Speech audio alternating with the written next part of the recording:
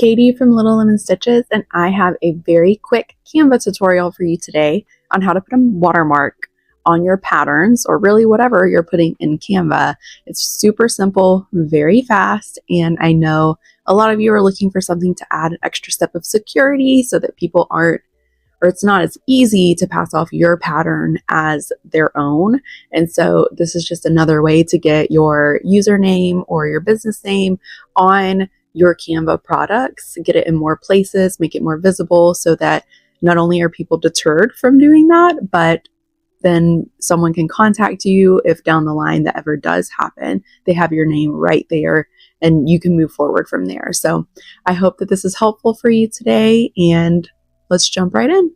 To get started, you're going to pull up a pattern of your choice. Here I have the template that is available on my Etsy store. And to do a watermark, you're going to click text, add whatever text box you want to, whatever font, and you're going to type whatever you want your watermark to be. So I'm assuming that most of us are going to put our business name on there. So I'm going to put Little Lemon Stitches. I'm going to spread this to be a little larger, and then I'm going to use the corners to shrink it down. Next, I'm just going to click off and back on so that I'm no longer on the text feature, so I can very easily move it around.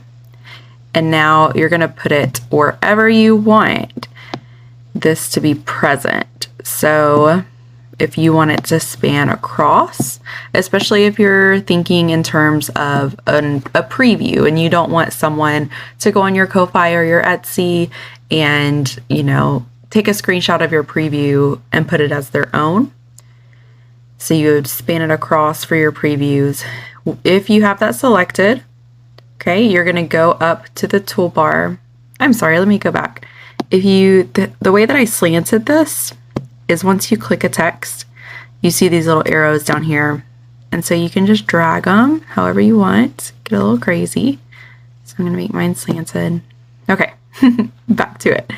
Up on the toolbar at the top, you have your font choice, your size, color, regular, standard, formatting tools. But then you're going to see, I'm sure there's a name for it, but it's like a little grid, and this is how you work with transparency. You can use this for photos, text, backgrounds, and this is where you adjust on this slide bar. You can also use numbers, and so you'll see it starts to look like a watermark, and you can, obviously you don't want it 0, but you can decide how transparent you want it to be. And when I'm satisfied with that, I'm just gonna click off. Now you'll notice this is in front of my image, which works if I was using this for an Etsy preview. But if I wanted to include this on my actual pattern, then I may want it to sit behind my photos. And this is where we're going to use the positioning tool. So again, up at the top, if you have something on the left side like I do, you can either hover over it and exit off, or you can click the 3 dots. So let me go back to that to make sure we know how to do it. So if you do have a panel on the left side and your full toolbar isn't at the top, you're going to click these 3 dots to get there. But I am going to click that X. And once I do that, the full toolbar is there. We have the transparent tool, effects, which just changes the way our text looks. We're not going to worry about that, or animate. We're going to click position. There are quite a few options. It can be a little overwhelming. I tend to stick with just up at the top for what we need. Everything is already at the front, so it's not going to give us any forward options. It's going to say backward and to the back. So backward is just going to go past one of your layers. So if I click backward, it's going to go past the picture. It's going to go behind the picture. If I'm going to make this bigger so you can see it's still on top of the border. And so if I really wanted it to go to the very back and not just behind layers, then I'm going to click to back. And it's going to go to the very back of the page.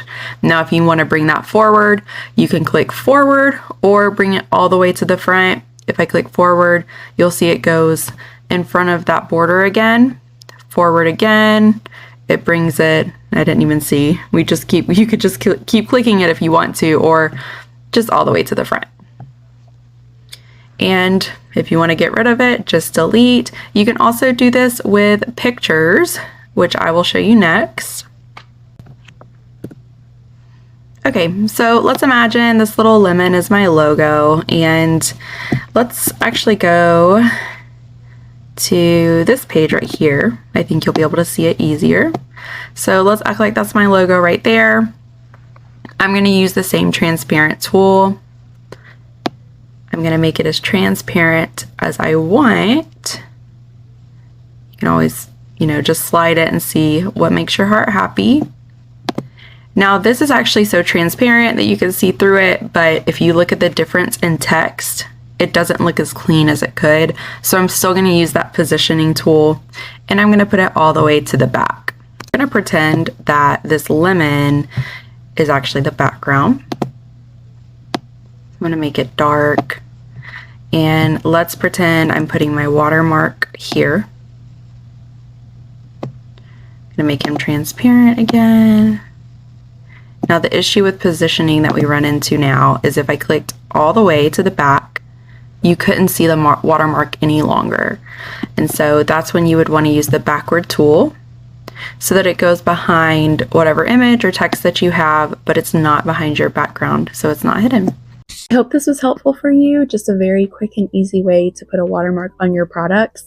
And if you have any other suggestions for what you would like to see me run through on Canva or pattern writing or really anything, then just leave it in the comments and let me know what you're thinking about.